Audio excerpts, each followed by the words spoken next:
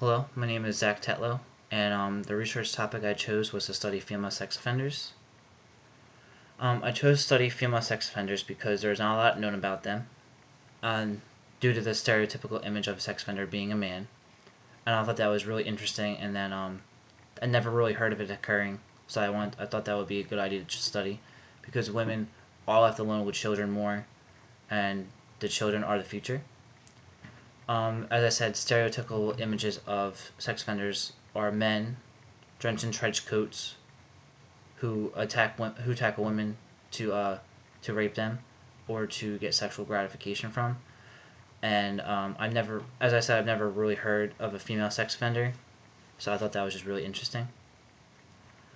Um, my hypothesis for my study is that female sex offenders offend just as much as male offenders do, if not more.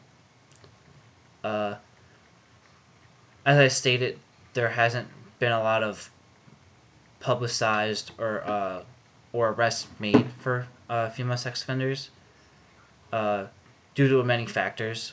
Socialization is one.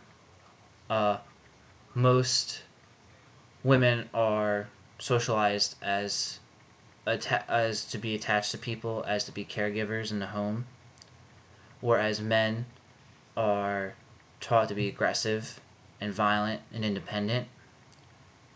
And society has also portrayed us in that they don't think women commit crimes. The punishment for crimes committed by women are lower compared to men. Um, Another reason that the numbers are low is that the abuse does not get reported. Studies have shown that females tend to abuse men or young boys, and that they feel that if they report that to the police or to law enforcement officials, that they would be considered unmasculine or not be viewed as men or manly men.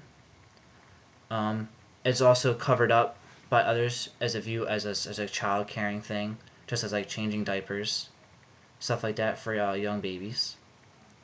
There are many types of female sex offenders. Some include the incestuous abuser, and then the babysitter abuser, and then the teacher lover. In a study I read by Susan Strickland, she found that compared to non-sexual female offenders, female sex offenders suffered more childhood trauma and abuse, and that was more predictive of a sexual offense later on in life.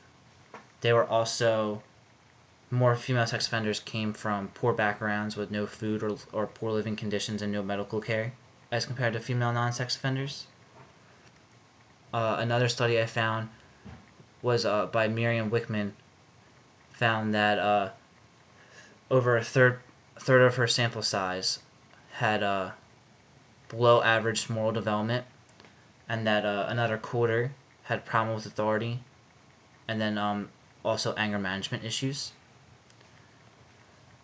And then another study done by Miller, Turner, and Henderson, they found that the static 99 tests given to men to predict recidivism was also given to female sex offenders, and they scored identically with men, but it has not been applied to recidivism with female sex offenders, because previous research shows that female sex offenders do not recidivate. My hypothesis for the paper is that female sex offenders offend just as much as men do, if not a little less. Along with that hypothesis, I would also like to test to see if the policies and programs in place for male sex offenders will also work on female sex offenders, because there has been no research done on those, and to see if they would affect them.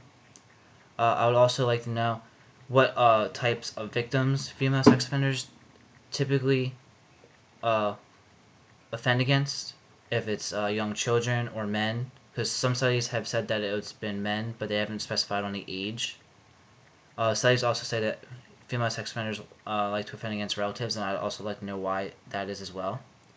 And I'd also like to know if how how the percentage of female sex offenders that were abused as children to see if child abuse alone will indicate whether or not they become a sex offender or not.